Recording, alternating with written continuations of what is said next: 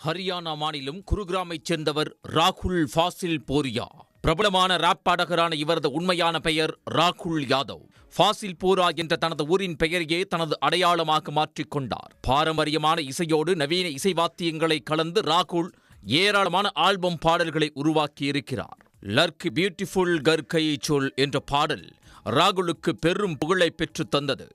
பிறகு அது Kapoor and sons என்ற பாலிவுட் திரைப்படத்திலும் இடம்பெற்றது. இதன் தொடர்ச்சியாக 32 போர், ஜிம்மி சூ, பார்ட்டி மற்றும் மில்லியனர் போன்ற சூப்பர் ஹிட் பாடல்கள் மூலம் இசைத்துறையில் தனக்கென ஒரு தனி இடத்தை ராகுல் உருவாக்கிக் கொண்டார். ராகுலின் குரலில் வெளியான கூஸ்பம் என்ற ஆல்பம் பாடலுக்கு ஜாக்கி சான் நடனமாடி பட்டையை கிளப்பியிருந்தார். பிரபல யூடியூபரான எல்விஷ் யாதவின் நெருங்கிய நண்பரான ராகுல் கடந்த ஆண்டு பணமோசடி வழக்கில் சிக்கி தலைப்புச் செய்திகளில் இடம் பிடித்தார்.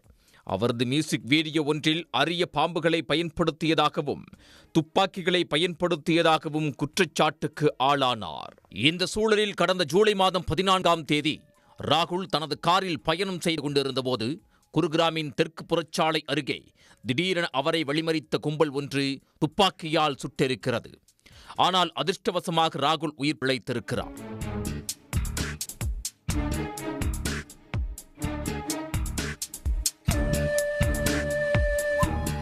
இந்த சம்பவத்துக்கு சுனில் சர்தானியா என்ற ரவுடி பொறுப்பேற்று சமூக ஊடகங்களில் பதிவிட்டிருந்தார். அந்த பதிவில் பல்வேறு அதிர்ச்சி தகவல்கள் இடம்பெற்றிருந்தன. சுனில் சர்தானியா ரோக்தக் என்ற பகுதியைச் சேர்ந்தவர். இவர் மீது ஏராளமான குற்ற வழக்குகள் உள்ளன. ஹிமான்ஷு பாவ் என்ற ரவுடி கும்பலுடன் சுனிலுக்கு தொடர்பு உள்ளது. 2024ஆம் ஆண்டு போலி பாஸ்போர்ட் மூலம் இவர் வெளிநாட்டுக்கு தப்பிச் சென்றிருக்கிறார். அங்கிருந்தபடியே இந்தியாவில் பல்வேறு குற்ற செயல்களில் ஈடுபட்டு வந்திருக்கிறார். சுனிலுக்கு தீபக் நந்தல் என்ற நண்பர் உள்ளார். தீபக்கும் ஒரு ராப் பாடகர். ராகுலோடு இணைந்து ஹரியானா ரோட்வேஸ், கர்கையச்சுல் போன்ற பல ஹிட் பாடல்களை பாடியுள்ளார். அதோடு மியூசிக் வீடியோ இயக்குநராகவும் இருந்துள்ளார்.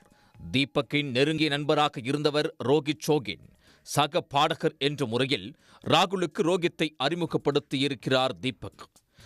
சுனில், தீபக், ரோஹித், ராகுல் ஆகிய நால்வரும் நெருங்கிய நண்பர்களாக பழகி வந்திருக்கிறார்கள். இந்த சூழலில் ராகுலை பிரபலமாக்க தீபக் 5 கோடி ரூபாய்க்கு மேல் பணம் செலவு செய்து ஆல்பம் பாடல்களை இயக்கியதாக கூறப்படுகிறது. பேர் புகழ் அடைந்த பிறகு ராகுல் அந்த பணத்தை திருப்பி கொடுத்து விடுவதாக வாக்குறுதி அளித்ததாக சொல்லப்படுகிறது. ஆனால் ராகுல் பிரபலமடைந்த பிறகு தீபக் மற்றும் சுனிலின் நட்பை துண்டித்திருக்கிறார். ரோஹித்தோடு மட்டும் நெருங்கி பழகி வந்திருக்கிறார். அதோடு தீபக் செலவு செய்த 5 கோடி ரூபாய் பணத்தை திருப்பி தராமல் இழுத்தடித்ததாக சொல்லப்படுகிறது. பலமுறை கேட்டும் பணம் கிடைக்காததால் ஆத்திரமடைந்த தீபக்கும் சுனிலும் சேர்ந்து ராகுலுக்கு பாடம் புகட்ட நினைத்திருக்கிறார்கள். அதன் தொடர்ச்சியாகத்தான் அவரை எச்சரிக்கை செய்யும் விதமாக துப்பாக்கிச்சூடு நடத்தியிருக்கிறார்கள். சுனில் சமூக வலைதளத்தில் பதிவிட்டிருந்த பதிவில், உன்னை கொல்வதென்றால் ஆபீஸை விட்டு நீ வெளியே வந்ததுமே கொன்றிருப்போம். எனது நோக்கம் அதுவல்ல. எங்களுக்கு நாங்கள் செலவு செய்த 5 கோடி ரூபாய் பணம் வேண்டும். இது உனக்கு ஒரு எச்சரிக்கை. ஒருவேளை நீ பணம் தரவில்லை என்றால் ஒவ்வொரு மாதமும் உனக்கு நெருக்கமாக இருப்பவர்கள் கொல்லப்படுவார்கள் என்று குறிப்பிட்டிருந்தார். ஆரம்பத்தில் இது ஒரு போலியான மிரட்டல் பதிவு என்றே ராகுல் நினைத்திருந்தார். ஆனால் இந்த ஆண்டு ஆகஸ்ட் மாதம் ராகுலின் நெருங்கிய நண்பராக இருந்த ரோஹித் சோகின் கொடூரமாக கொல்லப்பட்டார்.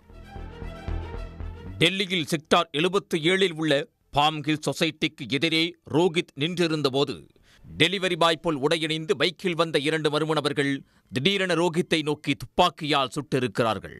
சம்பவ இடத்திலேயே அவர் இறந்து போயுள்ளார். இச்சம்பவம் தொடர்பாக போலீசார் விசாரணை நடத்தி வந்த நிலையில் ராகுல் மீது துப்பாக்கிச்சூடு நடத்தியவர்கள் குறித்து ரகசிய தகவல் கிடைத்தது. இதையடுத்து சம்பவ இடத்துக்கு சென்ற போலீசார் 5 ஷூட்டர்களை சுற்றி வளைத்து கைது செய்ய முயன்றிருக்கிறார்கள். ஆனால் அவர்கள் துப்பாக்கியால் போலீஸை நோக்கி சுடவே பதிலுக்கு போலீசாரும் சுட்டிருக்கிறார்கள். இறுதியில் 5 பேரையும் காவல்துறை சுட்டு கைது செய்திருக்கிறது.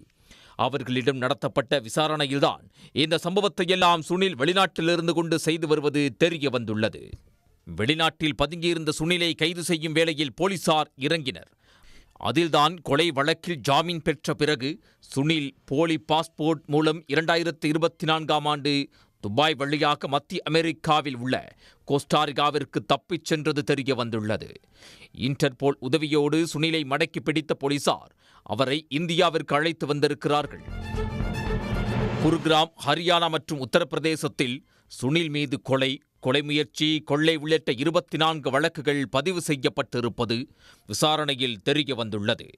பலமுறை சுனில் கைது செய்யப்பட்டிருக்கிறார். அவருக்கு ஒரு ஆயுள் தண்டனையும் கொடுக்கப்பட்டுள்ளது. ஆனால் அந்த வழக்கில் ஜாமீனில் வெளியே வந்தவர் அதன் பிறகு வெளிநாட்டுக்கு தப்பி சென்றிருக்கிறார். ரோஹித்தின் கொலைக்கும் ராகுலின் மீதான துப்பாக்கிச் சூடுக்கும் சுனிலுக்கும் உள்ள தொடர்பு குறித்து போலீசார் விசாரித்து வருகின்றனர். முழுமையான விசாரணைக்கு பிறகே அனைத்து உண்மைகளும் தெரியவரும். உடனுக்குடன் செய்திகளை தெரிந்து கொள்ள சன் நியூஸ் பெல் ஐகானை கிளிக் பண்ணுங்க.